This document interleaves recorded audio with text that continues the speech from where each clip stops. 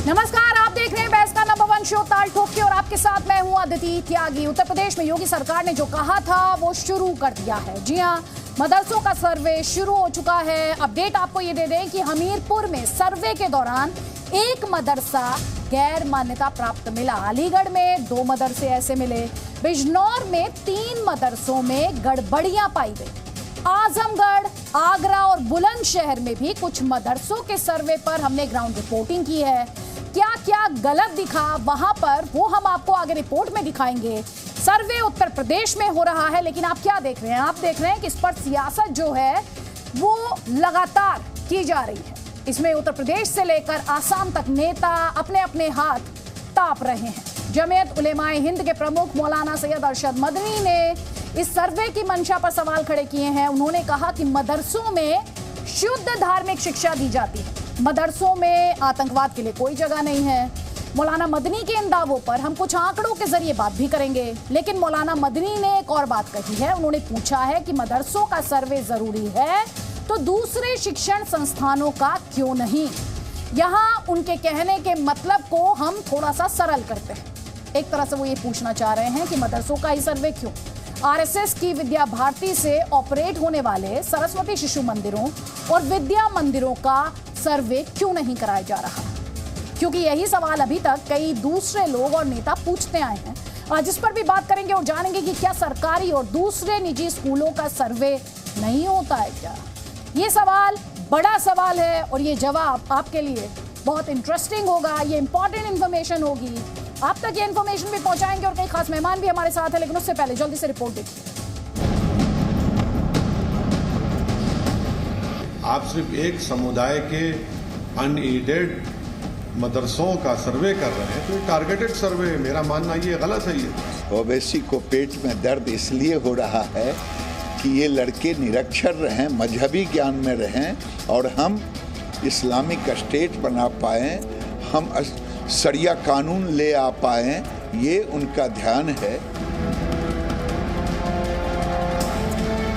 संविधान के आर्टिकल 30 के तहत मुझे एक फंडामेंटल राइट हासिल है कि मैं अपने मदरसे खोलूं, अपने पसंद के एजुकेशन इंस्टीट्यूट खोलूं। इसमें सरकार क्यों मुदाखलत करेगी? जो इसका विरोध करने वाले लोग हैं उनसे मैं पूछना चाहता हूँ, हम सारे धार्मिक गुरुओं का बहुत सम्मान करते हैं और कई धार्मिक गुरुओं ने इसका बढ़ के स्वागत भी किया है, लेकिन ये बड़े बड़े चाहे वो नेता हों चाहे बड़े बड़े और लोग हों जो आज आलोचना कर रहे हैं, इनसे पूछिए अपने बच्चों को मदरसे में क्यों नहीं पढ़ाया। आपका मकसद एक ही है कि हरास करना, मुसलमानों को, इस्लाम को बदनाम करना, जो आप नफरत करते हैं। कल आप ऑर्डर पास कर दो ना भाई, कुरान नहीं मत पढ़ो, नमाज मत पढ़ो, यही करना चाह रहे हैं आप। आपका मकसद यही है। देखिए, मोदी जी ने कहा था हम देश के मुसलमानों के हाथ में कुरान और कंप्यूटर देखना चाहते हैं। उसी का एक हिस्सा है मदरसों का सर्वे हो रहा है। जिन मदरसों का कोई सिलेबस नहीं है, कोई उनका जो है आधार नहीं है, उन मदरसों में पढ़ाने जाने वाला जो सिलेबस है वो औरंगजेब का बनाया हुआ है। हम लोग मदरसे, हम ऐसा समझते हैं ये मदरसे इस देश की असेट है, इस देश की सेवा के लिए। कुछ देशों में जैसे कि अब अफगानिस्तान है या जो ज़ियाउल हक के समय का पाकिस्तान था, मदरसे बिना लगाम के और बिना नकील के काम कर रहे थे और कौन पैदा हुए उसके बाद। तो इसलिए हमारे देश में ऐसी स्थिति ना बने, मदरसे काम करें, लेकिन उनका लेखा जोखा और ऑडिट होना ही चाहिए।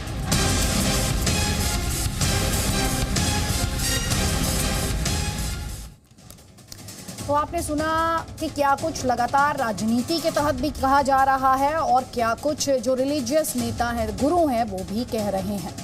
मौलाना मदनी ने अपने बयान में कहा कि मदरसों में शुद्ध धार्मिक शिक्षा दी जाती है, जैसा कि हमने आपको बताया, और ये अधिकार संविधान ने दिया है। लेकिन बीते वर्षों में आपने कई मामले देखे हैं जब देश में किसी आतंकी घटना से जुड़ा कोई मामला सामने आया और कई बार एनआईए या किसी स्टेट एजेंसी या फिर पुलिस द्वारा दावा किया गया कि फला मामले में आतंकी का लिंक फला मदरसे से मिला है। उनमें कितने सच साबित हुए और कितने गलत, ये भी अपने आप में एक विषय है। तो क्या मदरसों का सर्वे सिर्फ उनके स्टैंडर्ड को सुधारने के लिए है या फिर मदरसों में शुद्ध धार्मिक शिक्षा के शुद्धिकरण की सरकार की मंशा है?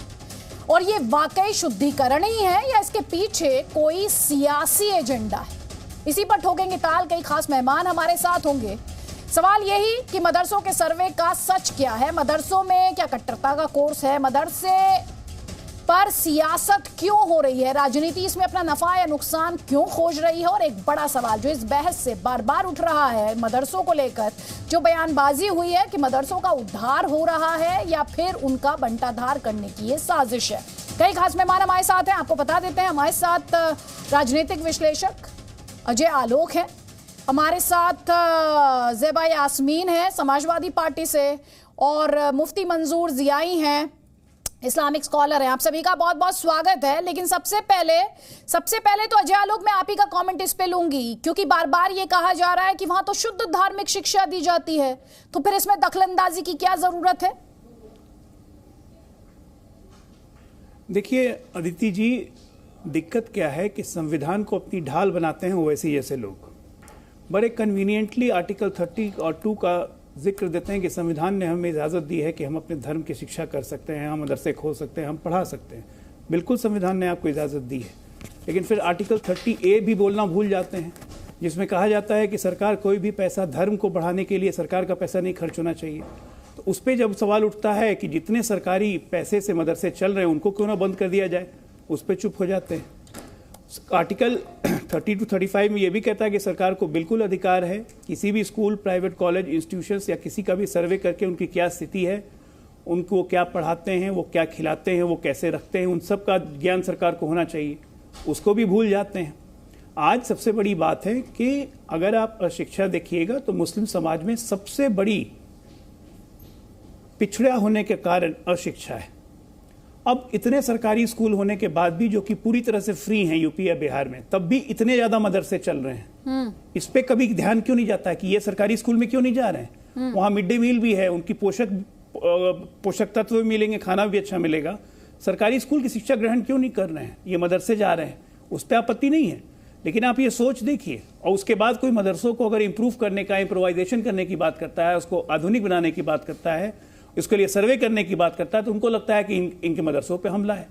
ये सोच जो है ये कहीं ना कहीं से इतनी सांप्रदायिक हो चुकी है कि इनको बेसिकली बीजेपी का नाम आते ही इनको ऐसा फोबिया मचता है कि बीजेपी जो करेगी गलत ही करेगी। अरे इसी बीजेपी सरकार ने, इसी मोदी सरकार ने हज कोटा बढ़ा के 2 लाख तक कर दिया। इसी मोदी सरकार में अल्पसंख्यक विभाग का बजट इतना बढ़ गया। इसी मोदी सरकार में इतने काम हुए अल्पसंख्यकों के लिए। तो लेकिन फोबियाग्रस्त है और कुछ नहीं, योगी मोदी से फोबियाग्रस्त है। बिहार में भी हम चाहते हैं कि ये हो, गिरिराज सिंह ने ये मांग की है, हर जगह हो रहा है। भाई मदरसों को अगर आधुनिक किया जाए तो उसमें दिक्कत क्या है? और उसके लिए संविधान को इस्तेमाल करना कहां से जरूरत हो गई? ठीक है ज़ेबा यास्मीन, ये मोदी फोबिया है, सर्वे को लेकर भी मोदी और योगी फोबिया का इस्तेमाल किया जा रहा है। देखिए ये फोबिया अदिति जी कौन क्रिएट कर रहा है? एक तरफ आप कह रही हैं कि एक ये नॉर्मल रूटीन है, ये ऐसा सर्वे होता है, क्वालिटी चेक होती है। फिर दूसरी बात, हम डेली इस पे डिबेट करते हैं। अगर ये नॉर्मल है तो हम इस पे डिबेट क्यों कर रहे हैं? अगर सर्वे बाकी इंस्टीट्यूशन के भी होते हैं तो अच्छी बात है, लेकिन डिबेट इसी टॉपिक पे क्यों होती है, सवाल ये उठता है। तो मंशा कहीं ना कहीं सरकार की और मीडिया की सवाल के कटघरे में आती है कि इतनी डिबेट क्यों है अगर ये नॉर्मल है तो। यास्मीन जी, क्योंकि आपने मीडिया से सवाल पूछा, सरकार तो अपना जवाब खुद दे।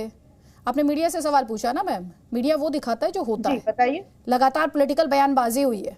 अभी सैयद असीम वकार आएंगे, आप देखिए असदुद्दीन ओवैसी के स्टेटमेंट्स आए हैं लगातार, ऑलमोस्ट एवरी डे एक स्टेटमेंट आया है असदुद्दीन ओवैसी। सुन लीजिए, अभी आपने सवाल पूछा मैम, तो जवाब तो ले लीजिए, जवाब ले लीजिए। इस पर डिबेट करने के पीछे किसी की मंशा पर आप मीडिया उसकी मंशा पर सवाल उठा रही हैं, आप खबर नहीं समझ रही हैं। क्या बात कर रही है मैम? अरशद मदनी ने स्टेटमेंट दिया है, मीडिया हाउस ने स्टेटमेंट दिया है। देखिए जो स्टेटमेंट्स आएंगे क्या उन पर बात नहीं होगी क्या ज़ेबा जी? क्यों नहीं होगी? कोई विपक्ष का नेता तो नहीं। बस मैम फिर आप राजनीति पर बात कीजिए, प्लीज राजनीति पर बात कीजिए। नहीं, आप हर मुद्दे पे ओवैसी जी का बयान हर स्टेट के लिए क्यों लिया जाता है? भाई वो जहां है वहां के लिए लिया जाए। मैम आप क्या मत कीजिए ना। अच्छा जो आप बोल दीजिए, समाजवादी पार्टी अखिलेश यादव का स्टेटमेंट आप बोल दीजिए, मैं उस पर भी डिबेट करूंगी। बोलिए आप। अखिलेश यादव, उनका सीधा कहना है कि भाई जो भी जनहित में काम हो रहा है हम उसकी प्रशंसा करेंगे, लेकिन एक कम्युनिटी को टारगेट करके अगर आप काम करेंगे और उसी पे डिबेट करेंगे तो उसका डिबेट में उस बात पर होती है जो स्टेटमेंट है, जो डिबेट हो रही है वो स्टेटमेंट्स पर आधारित है और राजनीति पर आधारित है। मैम, आप डिबेट क्यों हो रही है इस पर सवाल ना उठाइए। आपको सरकार के डिसीजन पर सवाल है तो आप वो बात यहाँ पर रख सकती हैं।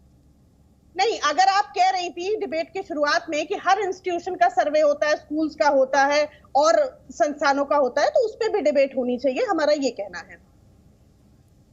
तो मैडम अगर कोई कहेगा कि मुझे टारगेट किया, अभी आपने क्या कहा, अखिलेश यादव ने क्या कहा, अभी आपने क्या कहा, आप अपना स्टेटमेंट दोबारा बोल दीजिए। मैंने सिंपल कहा कि समाजवादी पार्टी कहती है आप सबको एक नजर से देखिए, सबका सर्वे करिए, सबका रिफॉर्म करिए, सबका उद्धार करिए, लेकिन किसी एक को टारगेट करेंगे तो ये जनता को भी अच्छा नहीं लगेगा और विपक्ष भी। तो अभी आपने क्या कहा, एक कम्युनिटी को टारगेट किया जा रहा है, कहा आपने क्योंकि डिबेट एक ही पे हो रही है। हाँ मैडम, बस एग्जैक्टली, ये मैंने नहीं कहा, ये आपने कहा, ये आपने कहा, मैंने कहा, ये आपकी पार्टी के नेता का बयान कह रही है मुझसे, और इसीलिए डिबेट हो रही है, इसीलिए डिबेट हो रही है। तो डिबेट क्यों हो रही है इस पर फोकस करने की बजाय अगर इस पर सियासत जो है आप उस पर फोकस करेंगे ना ज़ेबा जी, तो बेहतर रहेगा।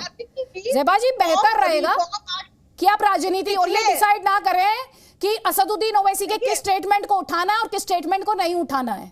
ये आप मत बताइए, मीडिया को मत सिखाइए, ठीक है? मुझे पता है ये ट्रेंड बनता जा रहा है कि पॉलिटिकल पार्टीज आजकल मीडिया को ज्यादा सिखाना चाहती हैं।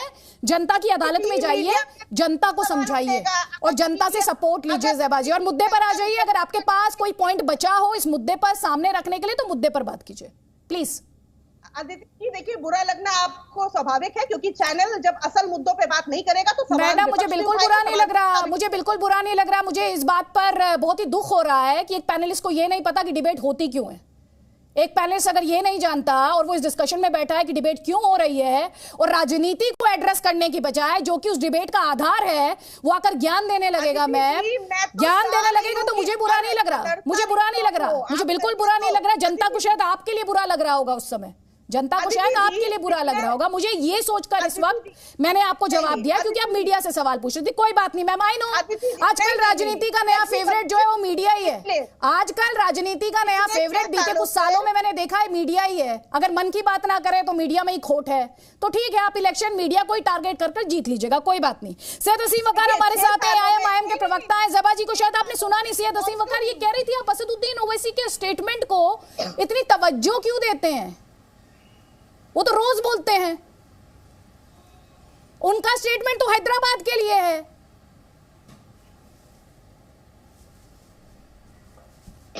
पहली बार प्रवक्ता बनी है, कहने दीजिए उनको, अभी धीरे धीरे सीख जाएंगी। फर्स्ट टाइम है लिस्ट में उनका नाम, तो इस पे बात नहीं, अब जो अहम बात है उस पे बात कीजिए। अच्छा, इस पर बात नहीं, तो असदुद्दीन ओवैसी जो बोलते हैं उसे सीरियसली लिया जाए या ना लिया जाए, उसका आधार क्या है?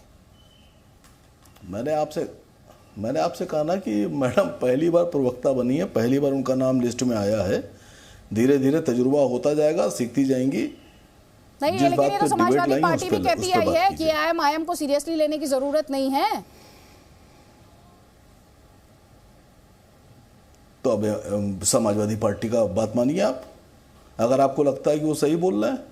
सर मैं तो आपसे आप सवाल का जवाब मांग रही हूँ, आपको बड़ा बुरा लग रहा है सर। मुद्दे पर रहिए ना, जवाब दे दीजिए। आपके लिए मदरसों का जो सर्वे है वो अहम है। सवाल पूछिएगा, हाँ तो सवाल पूछ रही हूँ आपसे। मदरसों का सर्वे अहम है, सर्वे हो रहा है, दूध का दूध और पानी का पानी हो जाएगा, दिक्कत कहाँ है? देखिए, बहुत असल में कोई जिम्मेदार आदमी नहीं बैठता आपके चैनल पर बीजेपी से जिससे मैं सवाल पूछ लूँ। सवाल यह है कि मंत्री जी ने कहा कि जो अनियमितताएं हैं, जो अवैध पैसा आ रहा है, उस अवैध पैसे का सर्वे करेंगे। आप चेक कीजिएगा तो उत्तर प्रदेश नहीं, पूरे भारतवर्ष में जितने मेडिकल कॉलेज प्राइवेट हैं, इनमें करोड़ों रुपए में सीटें बेची जा रही हैं, वो भी पैसा अवैध है। जितने बड़े स्कूल हैं, मैं नाम नहीं लूँगा किसी का, 4-4, 5-5 लाख रुपए एडमिशन के लिए ले रहे हैं, वो शो नहीं करते हैं, वो भी अवैध है। मुझे बनाइए जिम्मेदार, मैं भी उसका सर्वे करने को तैयार हूँ। यहां तो सब कुछ अवैध ही है। कौन वैध चल रहा है? उत्तर प्रदेश में इतना कानून का राज है, और जितनी बिल्डिंग 4000, 5000, 6000 स्क्वायर फीट पे 5-5, 6-6 मंजिला खड़ी हैं, उनका किसी का नक्शा पास नहीं है, किसी का नक्शा पास नहीं है। अगर होगा पास तो राजनीति छोड़ दूंगा। 6-6 फ्लोर की, वो कैसे, क्या वैध तरीके से बनी हुई? अच्छा एक सेकेंड, सर्वे क्यों नहीं कर रहे हैं? ना, मैं आपसे जो सवाल पूछ रही हूँ मैडम, मैं अवैध की नहीं। अरे मैं भी अवैध पर आ रही हूँ, आप कह रहे सब कुछ अवैध है, तो आप मान रहे हैं, तो आप मान रहे हैं कि मदरसे अवैध हैं, ये कह रहे हैं आप मुझसे? नहीं, मैं आपको अवैध चीजें बता रहा था, कहां से अवैध ना, मदरसे पर रहिए ना, कहां से सरकार मदरसे पर बात करना इतना मुश्किल है क्या? देखिए, मैं तो पहले ही कह चुका हूं कि ये विकास की नहीं, ये मदरसों का जो सर्वे है, ये विनाश की राजनीति कर रहे हैं अल्पसंख्यक मामलों के मंत्री उत्तर प्रदेश के। वो उतना ही बोलेंगे जितना मुख्यमंत्री जी की तरफ से आदेश होगा।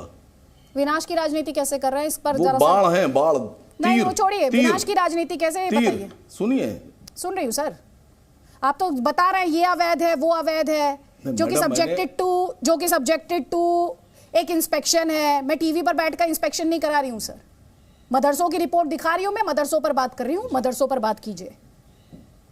और अवैध गिनाने से नहीं, आप अवैध प्रॉपर्टीज गिनाने से सैयद असीम वकार, इस डिबेट में आपका पक्ष ऊपर नहीं हो जाएगा, सवाल रहेंगे फिर भी, तो इसी डिबेट के सवालों पर रहिए आप, बस इतना कहना मुझे। मैडम देखिए, परेशानी जानती क्या है, मंत्री जी दानिश अंसारी साहब वही बोल रहे हैं जो उनको आदेश हो रहा है, और सेम बात आप पे भी लागू है।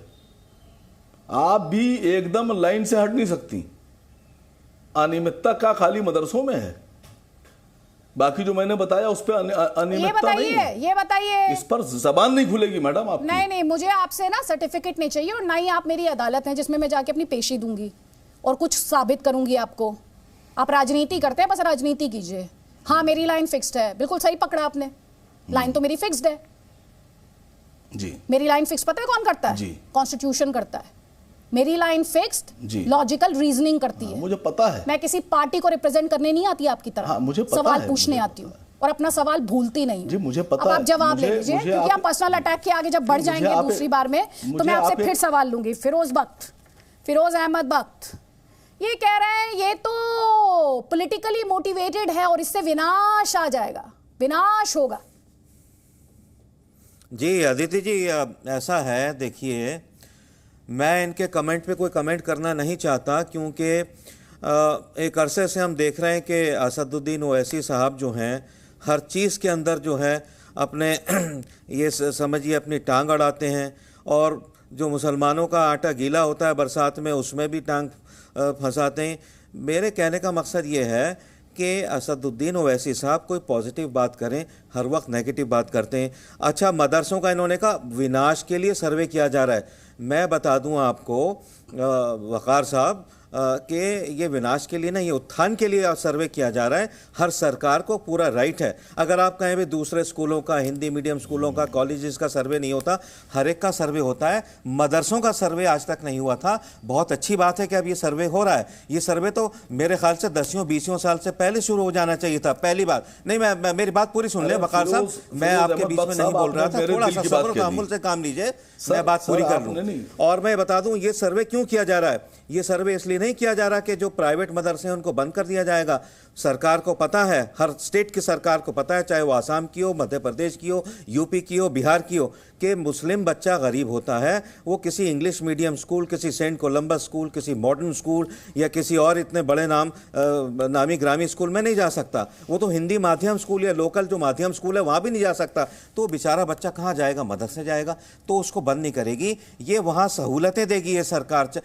पूरे हिंदुस्तान में अगर सर्वे हो तो सब जगह सरकार सहूलतें देगी।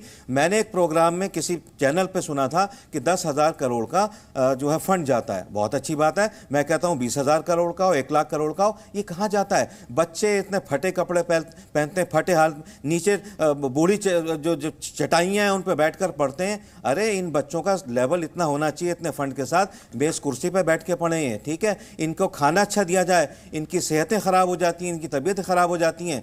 तो मेरे कहने का मकसद ये, सरकार सिर्फ ये देखने के लिए कि बच्चे अच्छे कपड़े पहने, अच्छी इनको तालीम दी जाए। ये बच्चे जो कुरान जैसी ज़ख़ीम किताब को, इतने मोटे ग्रंथ को याद कर लेते हैं बगैर ज़ेर ज़बर और पेश के फ़र्क के, ये ज़बरदस्त दिमाग है। इस सरकार इसको टैप करना चाहिए फॉर पॉजिटिविटी। लेकिन अफसोस है, आप जैसे लोग और आपके जो नेता हैं वैसे बरादरान हर चीज़ को काली ऐनक से देखते हैं। और ये जो एक बात कही थी आलोक साहब ने कि जो जिस चीज़ में बीजेपी कोई काम करे, अरे इस डेमोक्रेसी में कोई अछूत नहीं है। मुसलमानों के लिए मैं बता देना चाहता हूं, आपके लिए बीजेपी अछूत नहीं है। जो अच्छा हो, कांग्रेस, सपा, बसपा का जो भी अच्छा नेता हो, आप उसको लेके आए पावर में। तो ये जो अछूत बना रखा है आपने आरएसएस और बीजेपी को, ये गलत चीज़ है। आरएसएस से सीखिए, दुनिया की सबसे बड़ी ऑर्गेनाइज और डिसिप्लिन ऑर्गेनाइजेशन है, हमें सीखना चाहिए उससे। क्या हमारे पास कोई ऐसी ऑर्गेनाइजेशन है? मुझे बताइए आप। तो मैं कहता हूं सरकार जो है वो मदरसों को बढ़ाने के लिए, मदरसों को आगे बढ़ाने के लिए ये काम कर रही है। और आखिर में एक बात कह के अदिति, मुझे 5 सेकंड दे दो, कि अगर नेशनल सिक्योरिटी पे कोई आंच आएगी, जैसे आसाम में कुछ शिकायत आई थी कि अंसारुल बंगला से कुछ एक आध मदरसा जुड़ा हुआ था, या इस तरह से, मैं समझता हूँ ये चीज़ ठीक नहीं है, या आईसिस से। आखिर में कह के बात को ख़त्म करूँगा, किसी भी मदरसे में ये तालीम नहीं दी जाती कि सर तन से जुदा। हर मदरसे में तालीम दी जाती है कि हमारे मुल्क में अमन हो, चैन हो, सब लोग खुशी से रहें, क्योंकि अल्लाह सबके लिए है। अल्लाह सिर्फ मुसलमानों के लिए नहीं है। फिरोज बख्श साहब, आपने क्योंकि नेशनल सिक्योरिटी का जिक्र किया है, आपने नेशनल सिक्योरिटी का जिक्र किया है सर, एक सेकंड सर, और बार बार ये बात कही गई है कि मदरसों में आतंकवाद की शिक्षा नहीं दी जाती है। लेकिन कई बार ऐसा देखा गया है, कुछ ऐसे इंसिडेंट्स हुए हैं जब आतंकी घटना के लिंक को मदरसे से जुड़ने के उसके आरोप लगे हैं। कुछ आंकड़े हैं, कुछ इंसिडेंट्स हैं जिनके बाद सोचने की जरूरत है। सब मदरसों की बात यहां कोई नहीं कर रहा है। अगस्त 2022 में कानपुर में जैश का आतंकी सैफुल्ला गिरफ्तार किया गया। इटावा के मदरसे अरबिया कुरानिया में पढ़ाई की थी उसने। मार्च 2022 में देवबंद से इनामुल हक गिरफ्तार किया गया। इनामुल लश्कर तैयबा के संपर्क में था। देवबंद के मदरसे से उसने पढ़ाई की थी। दिसंबर 2020 में अलीगढ़ से सिमी के अब्दुल्ला दानिश को गिरफ्तार किया गया। 2008 के अहमदाबाद धमाकों में शामिल होने का आरोप था उस पर। उसने आजमगढ़ के जामिया तुल फलाह मदरसे से पढ़ाई की थी। मार्च 2019 में देवबंद से जैश आतंकी शाहनवाज आकिब अहमद गिरफ्तार किया गया। उसे पुलवामा में सीआरपीएफ पर हमले की जानकारी थी। आकिब ने देवबंद के हॉस्टल में पढ़ाई की थी। इसके अलावा दिसंबर 2018 में अमरोहा में 13 संदिग्ध गिरफ्तार किए गए। इनमें से ज्यादातर ने देवबंद के मदरसों से पढ़ाई की थी। तो जो हम यहाँ पर कहने की कोशिश कर रहे हैं, जो उदाहरण आप देख रहे हैं, ये उन लोगों के हैं जिनके मदरसा से कनेक्शन कहे गए। लेकिन अगर इस तरह के लोग निकलें मदरसों से, और अगर मदरसों को आइडेंटिफाई करने की कोशिश की जाती है, तो इसमें दिक्कत क्या है? इसे कौम के खिलाफ या किसी रिलीजन के खिलाफ क्यों माना जा रहा है? सैयद असीम वकार, ये पॉइंट अभी फिरोज बख्त ने भी उठाया था। देखिए, फिरोज बख्त साहब ने कहा कि तरक्की, शिक्षा, 18,000 करोड़ रुपए का बजट उत्तर प्रदेश में शिक्षा का है, मदरसों का नहीं, शिक्षा, प्राथमिक माध्यमिक। और आपको पता है कि जो स्कूल हैं सरकारी, उसमें से आधे से ज़्यादा यानी 68-70 हज़ार स्कूल ऐसे हैं जिनके पास फर्नीचर ही नहीं है। वो ज़मीन पर बैठ के बच्चे पढ़ते हैं। कौन सी शिक्षा दे रहे हैं आप? उनके पास बोर्ड नहीं है, छत नहीं है, टॉयलेट नहीं बने हुए हैं। करिए जांच, इतना बजट कहाँ जा रहा है? मैं मना कब कर रहा हूं आपसे जांच करने के लिए? और आप अभी हमें समझा रहे थे, पूरे हिंदुस्तान में अकबरुद्दीन ओवैसी साहब अपने पैसे से, अपने बजट से ज़मीन खरीद कर उस पर अपने पैसे से बिल्डिंग बनाकर 10 इंटर कॉलेज चलाते हैं, जिसमें 17,000 से ज्यादा बच्चे फ्री में पढ़ रहे हैं, जिनसे फीस नहीं ली जाती है, वो जिनका अच्छा काम कर रहे हैं, लेकिन ये जो प्रोग्राम है पेंसिल रबड़ सब मुफ्त है। साहब के एडवर्टीजमेंट का नहीं है सर, अगर वो कर रहे हैं अच्छा कर रहे हैं, लेकिन जो वो जहर उगलते हैं, जो हिंदुस्तान में आग लगाते हैं, जो वो हिंदू देवी देवताओं आप इस तरह बहस कराइएगा, सीधा बोलते हैं, क्या वो अच्छा करते हैं? अब आप इस तरह भी बहस कराइएगा। मेरी बात सुनिए, ये प्रोग्राम उनकी बड़ाई करने के लिए नहीं है। नहीं, अब आप इस तरह बहस कराइएगा। उनकी बड़ाई कर सकते हैं। मैं आपसे पूछ रहा हूं, मैं तो आपसे नहीं बोला। ठीक है, कुछ अच्छा काम करते हैं, अकबर एक सेकंड रुक जाइए, फिरोज बख्त जी प्लीज पैसा देते हैं, रुक जाइए, बच्चों की मदद करते हैं, एक सेकंड रुक जाइए ना सर, आपने अपनी बात रख ली ना, उसी बात को बार बार बोलने की जरूरत नहीं है। सैयद असीम वकार, सुनिए, एडवर्टाइजमेंट के लिए प्रोग्राम तो है नहीं, वो जो बात उन्होंने उठाई। और दूसरी बात सुन लीजिए, मेरी बात सुन लीजिए, आप कह रहे, आप पूछ रहे थे मुझसे, मैं बता रही हूं आपको, दूसरे की मैली शर्ट बताकर या दिखाकर अपनी शर्ट की सफेदी या चमकार नहीं बढ़ाई जाती।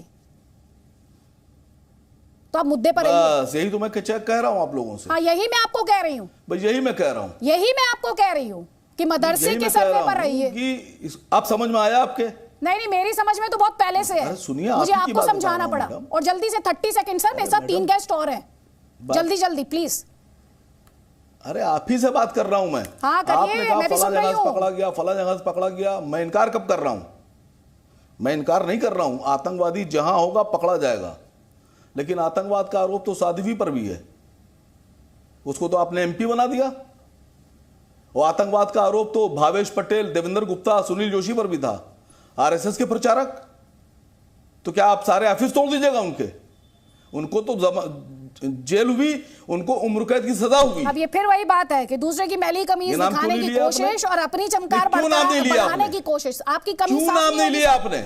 आपकी कमीज साफ नहीं होगी, इससे कमीज साफ नहीं होगी सर। आप मुद्दे पर नहीं बोल रहे हैं। मैं आपकी कमीज, आपको मुद्दे पर बात करने के लिए नहीं कर रहा हूं। अरे नहीं सर, कोई बात नहीं, वैसे भी मैंने ब्लैक पहना हुआ है। मैं तो आपकी कमीज जो आप छुपा रही थी वो दिखा रहा था। ध्यान से, मैंने ब्लैक पहना हुआ है। आप अपनी कमीज छुपाए ले रही थी, बस आप अपनी सफेदी को बैग में रखकर छुपा रही थी, वो दिखा रहा था आपकी कमीज। बरकरार रखिए। आप एंकर से लड़ने लग जाते हैं सर, मेरे से लड़ने से वोट नहीं मिलेगा, ओपोनेंट से लड़िए। एंकर खुद ही कूदा पड़ रहा है बीच में। आपसे सवाल पूछ रहा है एंकर सवाल पूछ रहा है आपसे, और आप सवालों से परे नहीं है। आप सवालों से परे नहीं है, आपको सवालों के जवाब देने के लिए बुलाया सैयद असीम वकार, इससे मैं डरती नहीं हूं। अरे आप खुद ही कूद पड़ती है बीच में। अब आप क्या बीजेपी प्रवक्ता नहीं, क्या करिएगा?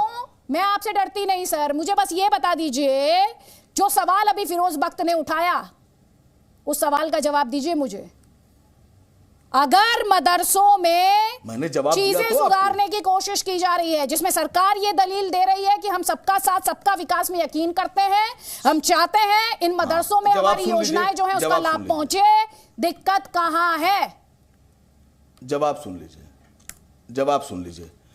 देखिए, फिरोज बख्त साहब तो ना सरकार में है, ना आरएसएस में, ना बीजेपी में, लेकिन मैंने जो क्वेश्चन था वो पूछा था सरकार के मंत्री से, दानिश अदाद अंसारी साहब से। उन्होंने आज तक जवाब नहीं दिया। कई चैनल के पत्रकार गए, उन्होंने कहा नहीं मैं इस पर बोलूंगा ही नहीं। मैंने उनसे पूछा था कि आपका जो बजट है मदरसों के विकास के लिए, बच्चों के शिक्षा के लिए, मुसलमानों डेवलपमेंट के लिए, वो है 1782 करोड़ साल का। 2223 का जो बजट आपने दिया, ₹1.22 प्रति व्यक्ति प्रतिदिन, ₹1.22 प्रति व्यक्ति प्रतिदिन आप मुसलमानों का पूरा विकास कर देंगे? कौन सा जादू है आपके पास?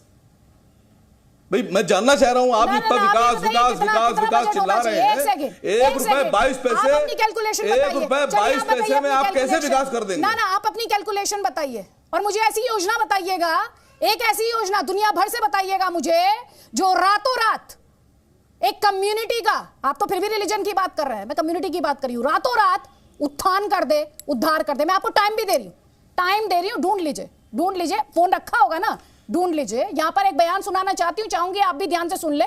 केरल के गवर्नर आरिफ मोहम्मद खान, सब जानते हैं उन्हें, राज्यपाल होने के साथ इस्लामिक विद्वान है, कुरान हदीस और पुराने इस्लामिक वर्ल्ड के बारे में, पूरे इस्लामिक वर्ल्ड को लेकर उनके पास ज्ञान है, जानकारी है। कुछ दिनों पहले मेरे साथ बातचीत में उन्होंने ये कहा था कि जो शिक्षा दी जाती है उसे लेकर सवाल है, और साथ ही उन्होंने ये भी कहा था कि दीनी तालीम के नाम पर शरिया को उलट पलट दिया जाता है, वो कानून पढ़ाए जाते हैं जिसे हिंदुस्तान के मुसलमानों ने कभी अपनाया ही नहीं। सुनिए,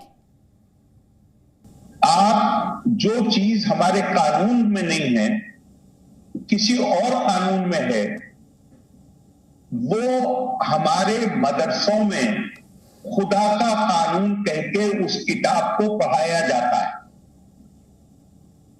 तो मेरा कहना सिर्फ इतना था कि ये मैं आज नहीं कह रहा हूं, मेरे पास मेरी किताब मौजूद है। 2008 में जब देवबंद वालों ने एक टेररिज्म के खिलाफ कॉन्फ्रेंस की थी, शायद जनवरी के महीने में, तो मैंने उनको बधाई दी, मुबारकबाद दी, कहा आपने बहुत अच्छा इनिशिएटिव लिया है, लेकिन साथ में मैंने उनको ये बताया कि आपके यहाँ जो किताब, और यह अकेला देवबंद नहीं है, ये किताब चूंकि ज्यादातर उसी मदरसे, उसी जूरिस्प्रूडेंस का जो स्कूल है उसी से ताल्लुक रखते हैं, लिहाजा सभी जगह यही पढ़ाया जाता है। तो मैंने उसमें कोट किया और मैंने ये कहा कि एक तरफ आप टेररिज्म को कंडम करेंगे और दूसरी तरफ ये चीजें पढ़ाएंगे, तो इन दोनों को कैसे आप, इनके बीच में सामंजस्य कैसे पैदा करेंगे। और मैंने उनको ये मशवरा दिया अपने खत में कि मैं ये भी नहीं आपसे कह रहा हूं कि आप इसे मत पढ़ाइए, लेकिन इसको शरीयत मत कहिए। एक आम आदमी जिसको ज्यादा जानकारी नहीं है, शरीयत के नाम से वो समझता है कि ये खुदा का कानून, आप इसको ज्यादा से ज्यादा मुस्लिम कानून का इतिहास कह सकते हैं, क्योंकि आज ये कहीं लागू भी नहीं है। ये लागू था हिंदुस्तान में 1860 तक, वो खत्म हो गया 1860 में। अब तुर्की में लागू था, वहां 1920 में खत्म हो गया, 21 में या 22 में। तो मैं कह, ये कहीं अब लागू नहीं है दुनिया में, तो ये अब इतिहास के तौर पे तो पढ़ाया जा सकता है कि ये कानून हुआ करता था। आप इसे खुदा का कानून कह के जब पढ़ाएंगे तो बच्चा आके पहले तो इस किताब को चूमता है, माथे से लगाता है, और फिर वो ये समझता है कि यही असल कानून है। बहुत अहम पॉइंट यहाँ पर आपने सुना, मुफ्ती मंजूर ज़ियाई ने उठाया, मुफ्ती मंजूर ज़ियाई, आरिफ मोहम्मद खान साहब ने उठाया, आपका क्या जवाब है उस पर? आरिफ मोहम्मद खान साहब ने जो बातें कही हैं वो बहुत ही ओपन तरीके से उन्होंने रखा है उन चीज़ों को, लेकिन उसे बावर करना पड़ेगा। कुरान जो है वो अल्लाह की किताब है, हदीस मेरे पैगंबर अलैहिस्सलातु तस्लीम का फरमान है, और कुरान और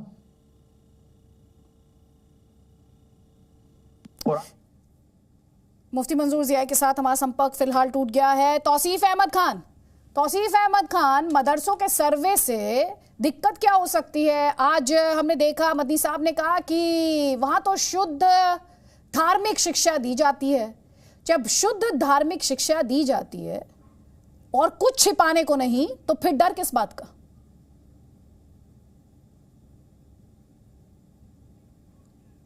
आप खुद को अनम्यूट कर लें सबसे पहले। अदिति जी, मदरसा वाले डर रहे हैं, ये तो एक गलत सोच है। कोई नहीं डर रहा, किससे डरेगा? डर रही है बीजेपी, जिसका झलक आपको अभी साहब एक बात कर रहे थे, जो आरएसएस के बहुत प्रचारक कर रहे थे, जो कह रहे थे कि बीजेपी सरकार का इंटेंशन अच्छा है, वो मदरसों को मॉडर्नाइज करना चाहती है।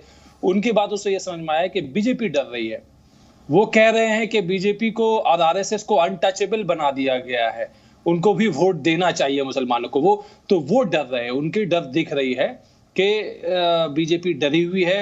और इसलिए, क्योंकि देखिए जब आदमी डरा हुआ रहता है वो क्या है, नफरत फैलता है, और इसलिए मदरसों के नाम पे नफरत फैलाया जा रहा है। क्या ये वो कितना नंबर है, इनके पास तो आंकड़ा है, सरकार है, सर्वे कर रहे हैं, सर्वे ऑलरेडी उनके पास में नंबर होना चाहिए कि मदरसों से कितने सारे लड़के यूपीएससी का एग्जाम क्लियर किए, कितने सारे जो है डॉक्टर्स इंजीनियर्स बने हैं, कितने स्टेट सिविल सर्विसेज में हैं। इसके इन आंकड़ों के बारे में सरकार क्यों नहीं बताती कि हाँ ये मदरसे के स्टूडेंट्स हैं? ऐसे भी लोग हैं। मदरसा की आप बात करते हैं, राजा राम मोहन रॉय मदरसा के स्टूडेंट है। तो यहाँ पे ये हमारा हिस्ट्री है, क्या हम हिस्ट्री को झुठला देंगे? सवाल क्या है? बोलिए, आप रिपीट कीजिए, आप अपना सवाल रिपीट कीजिए। नहीं, मैं आपका जवाब सुन रही हूँ। आपने ये कहाँ सुन लिया कि मदरसों से काबिल लोग नहीं निकले? ये आपने कहाँ सुना? बहुत अच्छी बात है, आपने इस बात को मान लिया, मैं आपका शुक्रगुजार हूँ। तो मैं चाहूंगा कि अभी जो बख्तियार साहब, ना सुनिए, और दूसरा आप कहते हैं डर नहीं रहा, कोई डर नहीं रहा। सुनिए, अभी जो है तौबा मचा रखी है उत्तर प्रदेश से लेकर असम तक, यह तौबा क्यों है? अगर कोई डर नहीं है, अगर कोई डर नहीं है तो इतना हंगामा क्यों है, बताइए मुझे। हंगामा का वजह यह है कि यशवंत शिंदे जो कि आरएसएस का प्रचारक है, उसने बाजाब्ता कोर्ट में एफिडेविट में लिखा है कि आरएसएस के ट्रेनिंग कैंप में बॉम्ब बनाने की ट्रेनिंग दी जाती है। क्या ये एंटी इंडिया एक्टिविटीज में आता या नहीं आता? क्या ये टेररिस्ट का डेफिनेशन है या नहीं है? उनके खिलाफ क्यों नहीं सर्वे होता? आप ये बताइए, उनके खिलाफ आपने रीजन दिया, सर्वे होता? ये जो भी आपने रीजन दिया, इसलिए मदरसों का सर्वे नहीं होना चाहिए। ठीक है, आप कीजिए ना, आपको जो मन में आए कीजिए, तो फिर आप लेकिन आप यहाँ पाठ पढ़ाएंगे, तो आपको दिक्कत नहीं है ना पाठ पढ़ाएंगे कि आरएसएस अच्छी तंजीम है और आरएसएस के प्रचारक जिनको टेरर चार्जेस में जिनको सजा हुई है, और ये जो आरएसएस के प्रचारक जो कोर्ट में कह रहे हैं कि ट्रेनिंग दे रही, उधर आपका ध्यान क्यों नहीं जाता? अरे भाई, जो आप उनसे क्यों प्रॉब्लम है? उसका लीगल स्टेटस तो बता दीजिए। एक तरफा अगर आप चलाएंगे प्रोपागंडा नफरत फैलाने का, तो उसको तो काउंटर किया जाएगा, उसको लेकर तो हंगामा बरपाया जाएगा कि आप नफरत ना फैलाएं, क्योंकि यह कानूनन जुर्म है। अगर आप एक समुदाय के खिलाफ या मदरसों के नाम पे अगर आप फैलाएंगे नफरत, तो यह कानूनन जुर्म है और जुर्म के खिलाफ आवाज उठाया जाएगा। इसमें परेशानी क्या? अभी जो जिक्र किया आपने, अभी जो जिक्र किया, जो रेफरेंस दिया, जो एग्जाम्पल दिया कोर्ट में, उसका स्टेटस तो बताइए, क्या है उसका स्टेटस? मुझे तो उसके स्टेटस से मतलब नहीं है, मुझे मतलब है कि सर्वे की बात हो रही है। अरे आरएसएस के शाखाओं की सर्वे भी कीजिए। अब डिसाइड कीजिए कि आप अपनी कन्वीनियंस के हिसाब से एक रेफरेंस का इस्तेमाल करेंगे और आप करें, मुझे उसके स्टेटस की चिंता नहीं है। कैसे नहीं, लीगल स्टेटस की चिंता क्यों नहीं है भाई? अगर आप अदालत के हवाले से कोई बात कहेंगे तो क्यों चिंता नहीं है सर्वे करने के लिए? क्यों चिंता नहीं है आपको? बस ये 4 लफ्ज पकड़े हैं आपने, नफरत, आरएसएस।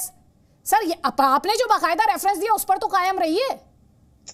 क्या ये बात झूठ है कि यशवंत शिंदे ने बोला है? लीगल स्टेटस क्या है? चलिए आप पढ़ लीजिए, लीगल स्टेटस आप पढ़ लीजिए, मैं आपको ये भी वक्त दे देती हूँ। लीगल स्टेटस आप पढ़ लीजिए। अजय आलोक, आरएसएस एक टेररिस्ट संगठन है, कोई टेररिस्ट संगठन है, उसके खिलाफ सर्वे क्यों नहीं होगा? अरे कब से है ये? यूपी सरकार को, भारत सरकार को क्या प्रॉब्लम है? कौन सी अदालत ने ये कहा है? एक सेकेंड, तौसीफ अहमद खान, कौन सी अदालत ने ये कहा है कि आरएसएस एक आतंकी संगठन है?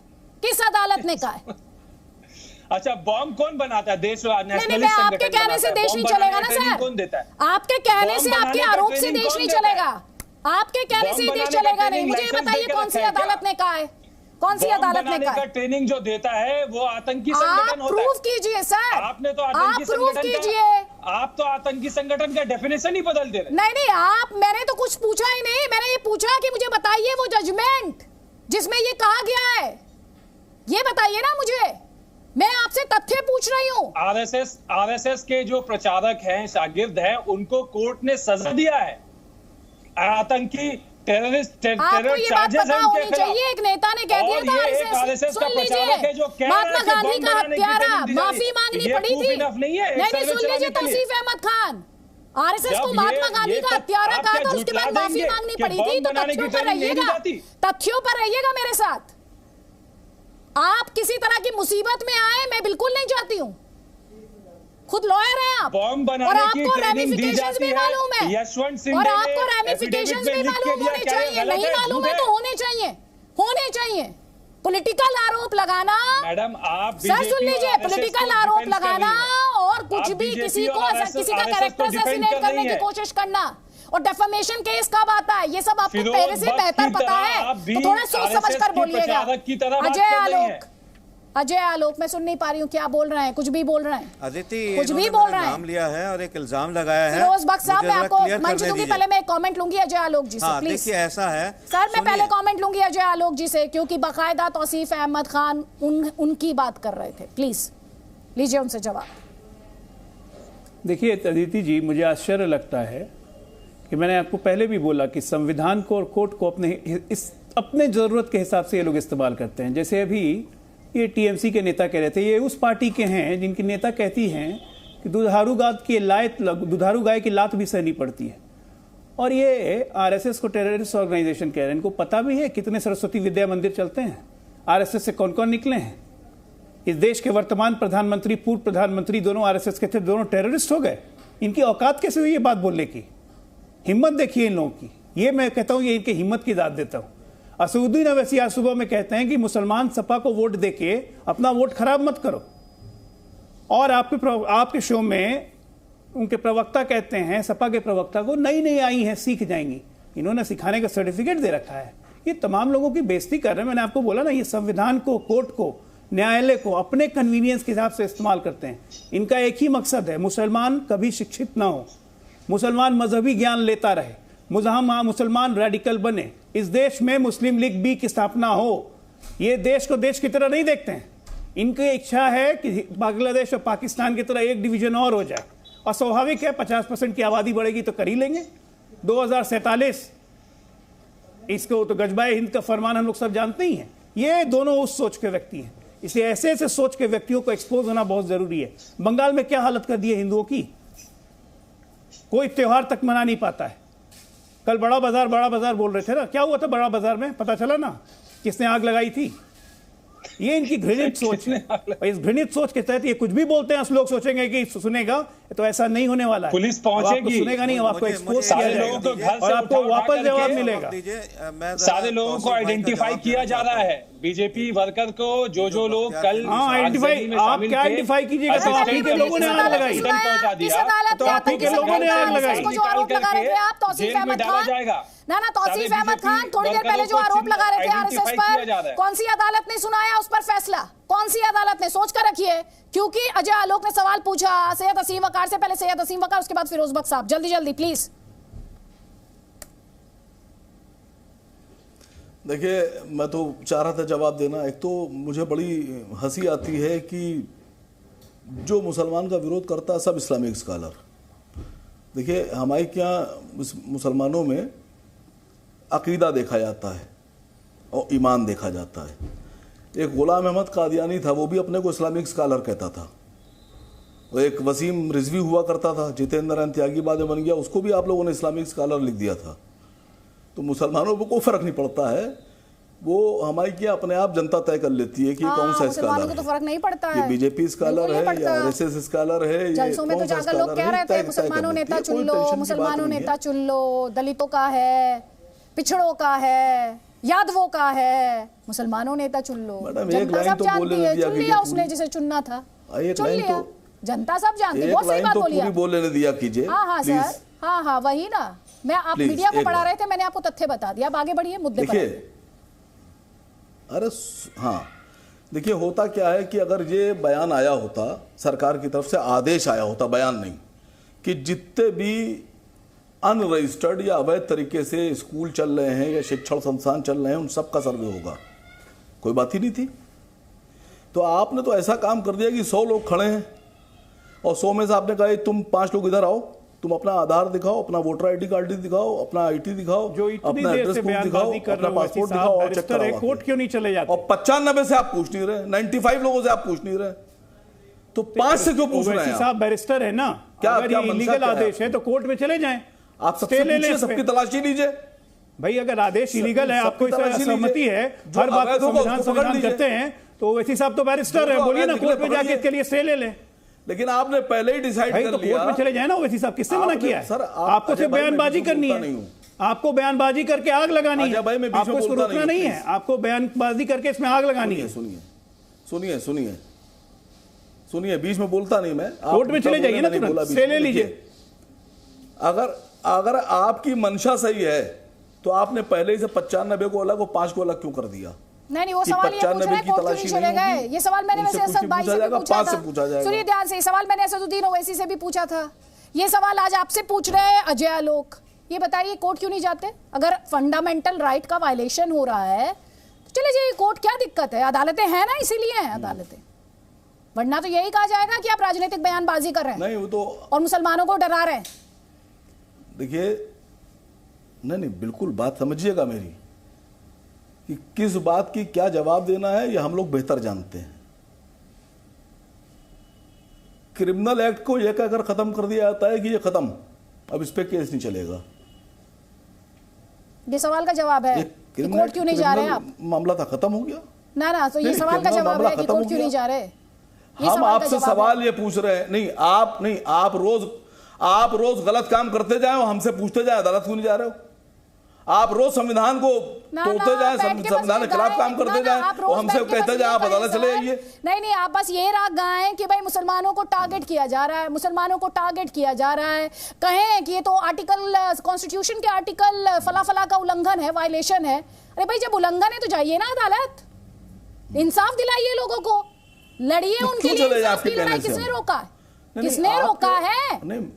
लड़िए। मैडम आपने कहा वित्तीय अनियमितता कि बात पीड़ित है, डरा रहे हैं, टारगेट कर रहे हैं। अरे लड़िए नहीं, अरे आपसे बात करना सर, आपको अगर सच का आईना दिखाने लगे कोई तो आपको लगता है वो लड़ रहा है। आप दूसरों पे निजी हमले करते रहे हैं, आप आईना दिखाई नहीं पाती हैं।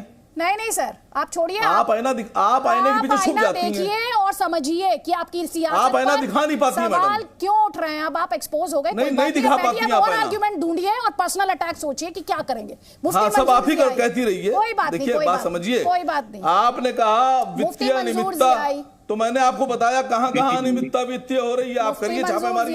सर दूसरों की मैली शर्ट दिखाकर आप अपनी शर्ट को अगर सफेद साबित करना चाह रहे हैं तो आप ही एक्सपोज हो रहे हैं उसमें, और कोई एक्सपोज नहीं हो रहा। बस यही कह रही थी आदिति जी। वकार साहब पता नहीं आज क्या आदिति जी, मैं दो बातें अहम तौर पर आपके व्यूअर के लिए कहना चाहूंगा कि मसला है मदरसा, और मदरसे के लिए जानकारियां हैं उलमा और मुफ्तियान इकराम ज्यादा देंगे। ये पॉलिटिकल पार्टियां जो है ना, वो अपने फायदे के लिए, समाजवादी हो, MIM हो या कोई और हो, ये अपने जाती मफाद और फायदे ढूंढ रहे हैं। वो हमसे पूछिए ना, मदरसा हम चलाते हैं पूरे मुल्क के अंदर में, मदारिस हमसे जुड़े हुए हैं, हम मदारिस से जुड़े हुए हैं। हम आपको बताएंगे कि आप आइए, वेलकम है आपका, आप आकर के यहाँ पर सर्वे कीजिए, देखिए हमारी टूटी चटाइयों को, आप देखिए हमारे हालात को, और हमारी जो कमियां है उसे पूरा कीजिए। हम तो तैयार हैं। इसे पॉलिटिकल बनाने वाले लोग जो पॉलिटिकल बना रहे हैं, मैं उनसे दूर रह करके कहना चाहता हूं, प्लीज मदरसे पे कोई पॉलिटिक्स ना करें। अपनी अपनी पॉलिटिक्स करनी है, अपनी अपनी रोटियों पर दाल खींचनी है तो आप कुछ और काम कर लें, कोई और बहाना ढूंढ लें।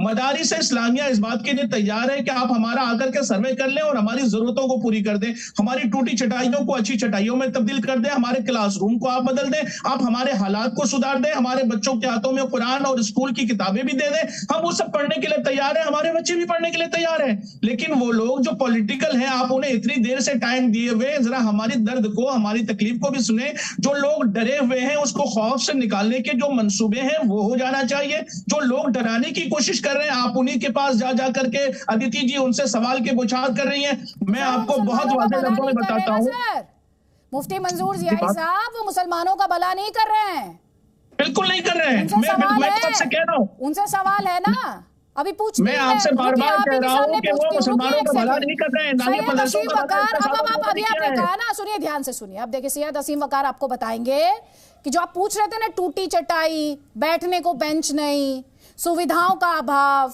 इनके पास ब्लूप्रिंट है, ये बताएंगे आपको अभी। सैयद असीम वकार ब्लूप्रिंट बताइए 3 पॉइंट्स में, बताइए जरा मुफ्ती मंजूर जियाई को। 1 सेकंड रुकिए सर, आपको मैं ब्लूप्रिंट दिलाती हूँ क्योंकि ये आपकी बहुत चिंता है, इन्हें बहुत चिंता है। कोई चिंता नहीं है। नहीं सुनिए ना सर, अरे सुनिए तो सही, सुनिए जवाब सुनिए मुफ्ती मंजूर जियाई। नहीं देखिए बात समझिए, आप मुझसे कह रही है बोलने को, मैं सैयद असीम वकार आप ही से पूछ रही हूँ, जो अभी मुफ्ती मंजूर जियाई ने कहा उस पर। देखिए ये आदेश जारी हुआ है सरकार की तरफ से। मैंने दानिश आजाद अंसारी साहब जो माइनॉरिटी मामले के मंत्री हैं और जो इनके कैबिनेट मंत्री हैं माइनॉरिटी के, उनसे कहा कि आप वाकई विकास अगर चाहते हैं तो जो 5 साल से तनख्वाह नहीं दी है मदरसा टीचरों को वो दे दीजिए। क्या बिना तनख्वाह के आप विकास कर देंगे? कैसे विकास करना चाहते हैं? जो 16,000 कुछ मदरसे आपके यहाँ रजिस्टर्ड हैं, उनके बच्चों को आपने लगभग 5.5 साल से तनख्वाह ही नहीं दी है, और विकास का आप ढिंडोरा पीट रहे हैं, इस पे इनकार भी नहीं कर रहे हैं और ये भी नहीं कह रहे कि हां दे देंगे।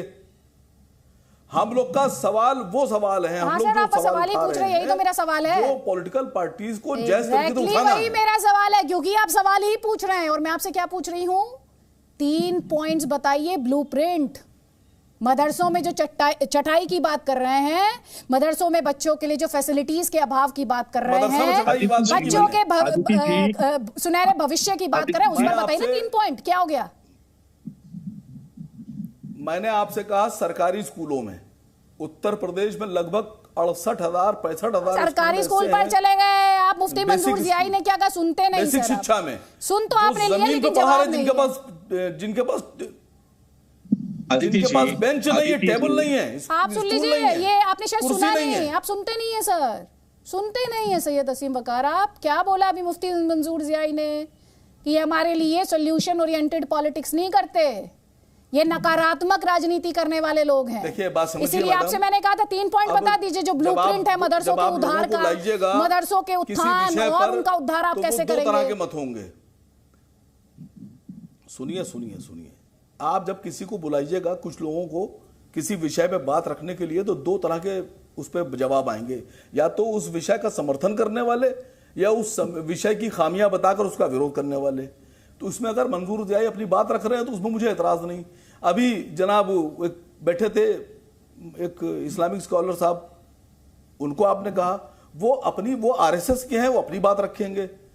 तौसीफ अपनी पार्टी से, वो अपनी पार्टी की बात रखेंगे। क्या मुद्दे से क्या सर आप भटका रहे हैं? जो बात आप कह रहे थे ना 2 व्यू पॉइंट। मसला ये होगा कि या तो आप सरकार के फैसले के साथ हैं या सरकार के फैसले के खिलाफ हैं। नहीं, सुनिए ध्यान से।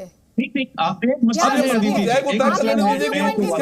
व्यू पॉइंट है, वो है सोल्यूशन वाला व्यू पॉइंट, सोल्यूशन वाला, समाधान वाला व्यू पॉइंट। वो आपकी किताब में एग्जिस्ट नहीं करता, वो आपकी किताब में एग्जिस्ट नहीं करता। सैयद असीम वकार, मुफ्ती मंजूर जियाई, बोलिए सर, बोलिए। देखिए अदिति जी, एक बहुत अहम मसला ये है कि कुछ लोग हैं जो अपनी राजनीति कर रहे हैं, कुछ लोग हैं जो अपनी बयानबाजियां कर रहे हैं, लेकिन मदरसे के हालात को सुधारने के लिए अगर कोई भी सरकार कोई भी अच्छे पहल कर रहा है तो उस पहल का स्वागत होना चाहिए। जब वो हमारी जरूरतों को जो पूरी करना चाहता है, हमें सरकार के नजरिए पर पहले ही सवाल कर ले। हमने तो उनसे कहा कि आप आ जाइए, आप आकर के हमारी चीजों को देखिए, हमारी परेशानियों को देखिए। और माइनॉरिटी मिनिस्ट्री जो है ना हिंदुस्तान की, मैंने उनसे भी गुहार लगा करके कहा कि प्लीज आप दूसरों के नजरियात को, पॉलिटिकल लोगों को छोड़ करके हमसे मिलिए, हमारी जरूरतों को समझिए। हमारी जरूरतें जो है हम अपने गवर्नमेंट के सामने जरूर रखेंगे, और हमारी जरूरतें हैं जो हमारे अधिकार हैं, जो जरूरतें हैं, जो नीड्स है, उन बच्चों की किताबों की नीड्स, उन बच्चों की जरूरतों की नीड, उन बच्चों की रिहाइश की नीड, उन बच्चों के टॉयलेट्स की नीड, उन बच्चों के पढ़ाई के जिम्मेदारियों की नीड जो है ना, वो बहुत इंपॉर्टेंट है। उन बच्चों का मुस्तकबिल जो खराब हो रहा है, उनके लिए जरूरी है कि गवर्नमेंट उनको अच्छी पहल के साथ में उनको पॉजिटिव चीजें दिखा दे। लेकिन जो लोगों को राजनीति करनी है वो करते रहेंगे। मैं बार बार कहता हूं माननीय मिनिस्टर जी से, जो कि अभी फिलवकत हिंदुस्तान के मिनिस्टर हैं, मैं उनसे अपील करूंगा कि मोहतरमा बहन आप आकर के देखें मदरसे के हालात और उसके अंदर में 1000 तब्दीलियां कर दें। एक फायदा होगा जो कि मिल्लत का, मुल्क का होगा। अगर मदरसे के बच्चे आगे बढ़ेंगे तो हमारा मुल्क आगे बढ़ेगा। मदरसे के बच्चे अगर आगे बढ़ेंगे तो हम पूरी दुनिया में विश्व गुरु का हमारा ही मुल्क कहलाएगा। ऐसी सूरत हाल में अगर हमारा उद्धार करना चाहते हैं, हमारी तरक्की चाहते हैं, तो हमारे लोगों की दिखाने जा रहे हैं दर्शकों को जो यूपी के मदरसों के अब तक के सर्वे से आई है।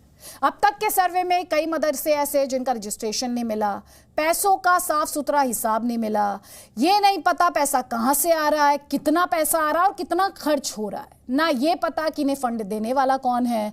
इसके अलावा भी कई दूसरी अनियमितताएं मिली हैं। इस रिपोर्ट में देखिए।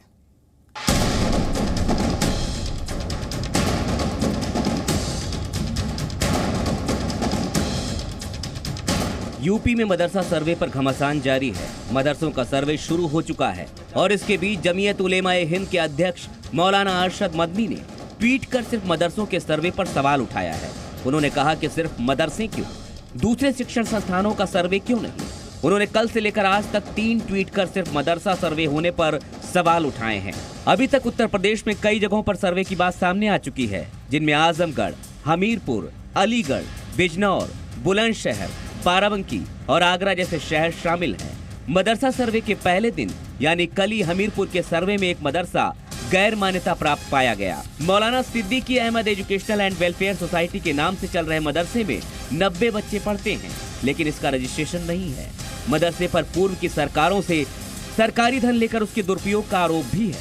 तो में हम जो सर्वे करा रहे हैं या देख रहे हैं जो मदरसे रजिस्टर्ड है या अनरजिस्टर्ड है, और ये भी देखेंगे कि किस जमीन पे बने हैं, उसकी नौइयत क्या है, यही सब चीजें देखी जा रही है। इसी प्रकार अलीगढ़ में भी 2 मदरसे गैर मान्यता प्राप्त पाए गए, जिनमें करीब 350 बच्चे पढ़ते हैं। बिजनौर के 3 मदरसों में भी कई तरह की खामियां और गड़बड़ियां पाई गई, जिन्हें दर्ज किया गया है। इसके अलावा आगरा, बुलंदशहर और आजमगढ़ में भी सर्वे चल रहा है।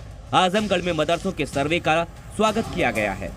नहीं, बिल्कुल इन्फॉर्मेशन में कोई इशू नहीं है कि अगर आप इन्फॉर्मेशन लेना चाहते हैं तो बिल्कुल हमेशा हमारी हर चीज़ की इन्फॉर्मेशन दी भी जाती है और देनी भी चाहिए सबको, ये अच्छी बात है। और उसमें बेहतरी लाने की कोशिश करना चाहिए, क्योंकि जो मदरसे हैं, सारी चीज़ें हैं वो सरकार के नॉलेज में है और होनी भी चाहिए। नहीं है कि कौन लोग हैं, कितने बच्चे पढ़ते हैं, वो सारी इन्फॉर्मेशन इससे पहले भी दी गई और अब भी दी जा रही है, मांगी जा रही है। बाराबंकी के मदरसे में कंप्यूटर की पढ़ाई की जानकारी मिली। यहाँ जिस मदरसे में सर्वे किया गया वो मुस्लिम समाज और चंदे पर चलता है।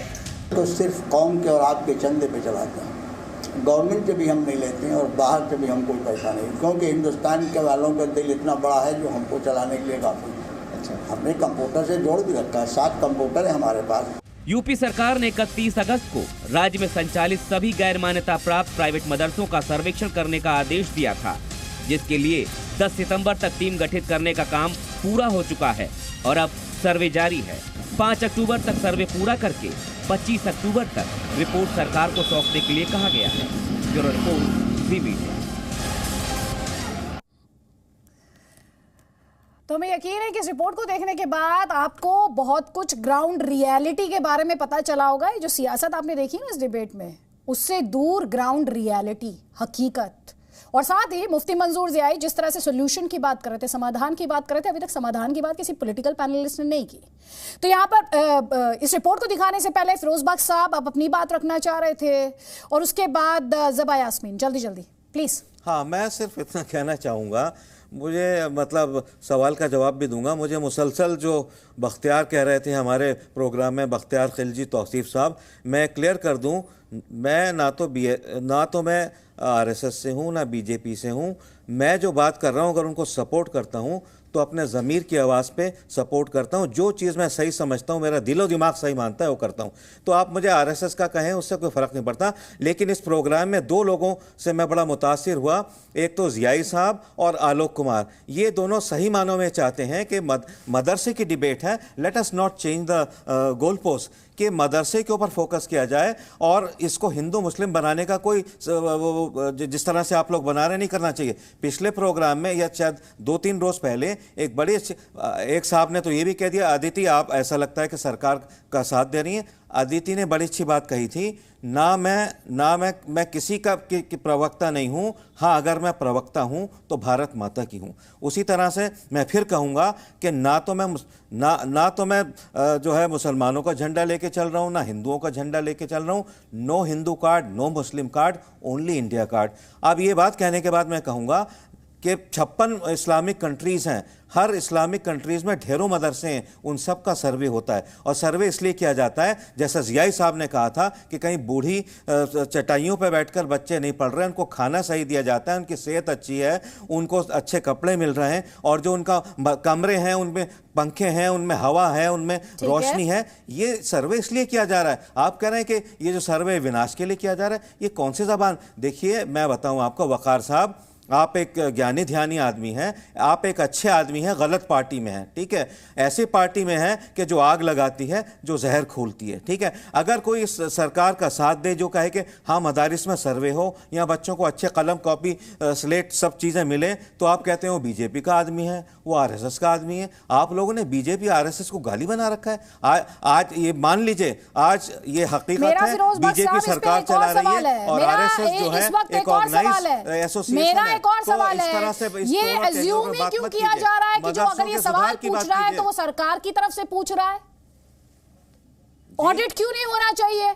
सर्वे क्यों नहीं होना चाहिए? बिल्कुल होना चाहिए। अगर कोई पढ़ा रहा है तो उसे पैसा कहां से आ रहा है? वहां क्या पढ़ाया जा रहा है? वहां पे बच्चे के लिए क्या फैसिलिटीज हैं? बच्चे को क्या शिक्षा दी जा रही है? अगर कोई इस देश में इसकी मांग करेगा तो किसी पार्टी से जुड़ा हुआ है क्या? किसी पार्टी से जुड़ा हुआ नहीं है। और ये सवाल हर जितने भी सिटीजन्स हैं, नागरिक हैं, उन्हें पूछने चाहिए और जरूर पूछने चाहिए और पूछे भी जाते हैं। सैयद असीम वकार, उसके बाद जियाई साहब मैं आपको दूंगी फ्लो, प्लीज।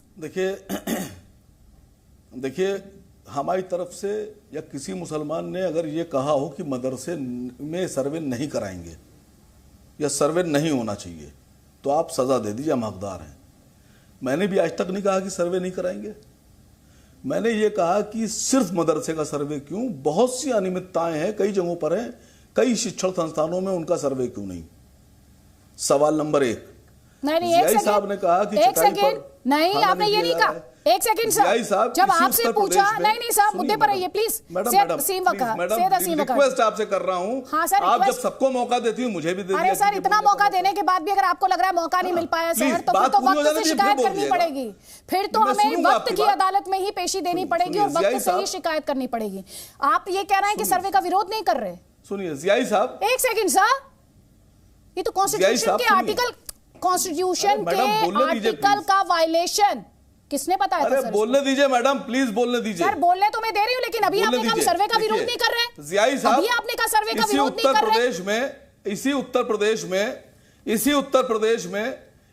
प्रदेश में एक पत्रकार को इसलिए जेल जाना पड़ा और कई महीने तक जेल में रहना पड़ा कि उसने मिड डे मील का एक वीडियो वायरल कर दिया था सरकारी स्कूल का। अच्छा, मदरसे में थे? मदरसे इसी उत्तर प्रदेश में बहुत से वीडियो ऐसे वायरल हो रहे हैं। ये सवाल का जवाब आप चटाई की बात कर रहे हैं, बच्चे घास पे बैठ के पढ़ रहे हैं। नहीं, ये सवाल का जवाब है। घास के ऊपर बैठ के पढ़ रहे हैं। सवाल का जवाब है। अभी आपने कहा सर्वे का विरोध नहीं कर रहे, तो ये फिर कौन कह रहा था कि ये तो सर्वे नहीं होना चाहिए हो रहा है?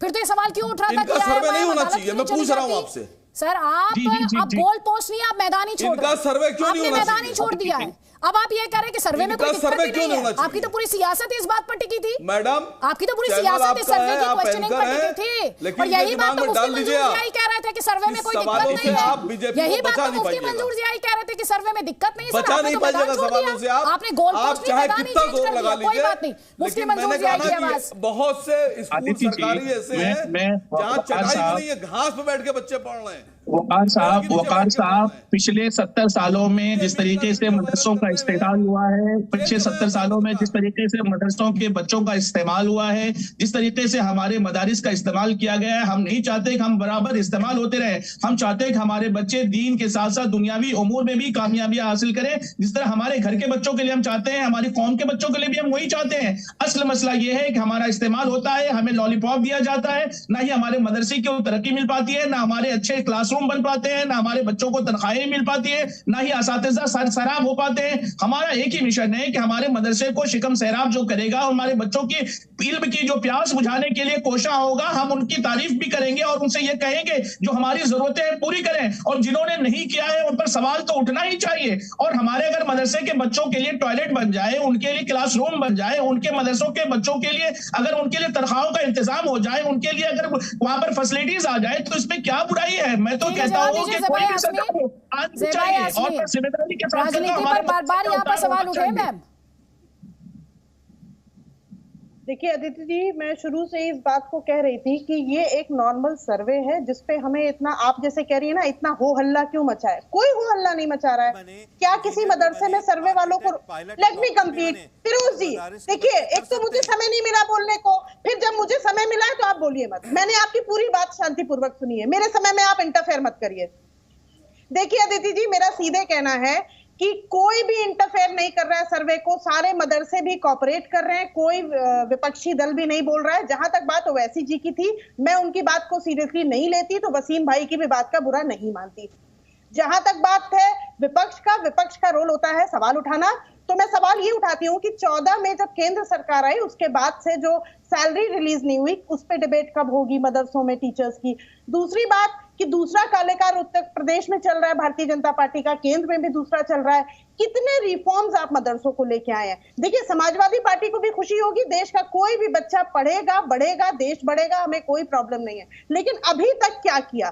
केंद्र की कितने सालों, 8 साल सरकार के आने के बाद मदरसों का जो डेटा है वो जुटाना शुरू किया गया मैडम।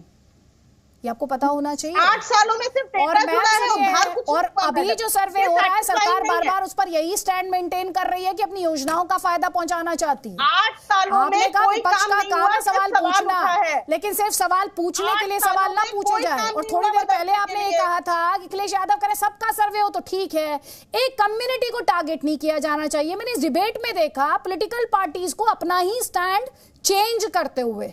चलिए मैं इस बात के लिए नहीं क्रेडिट दूंगी कि दे आर फ्लेक्सिबल, कम से कम चेंज तो कर रहे हैं अपने स्टैंड को। सही, अगर अब उनको सर्वे में ये तो दिख रहा है कि हाँ अगर ये ऑडिट होगा, अगर ये सर्वे होगा तो बहुत सी इंपॉर्टेंट इंफॉर्मेशन सामने आ पाएगी। आप सभी मेहमानों का बहुत बहुत शुक्रिया हमारे इस डिस्कशन में शामिल होने के लिए।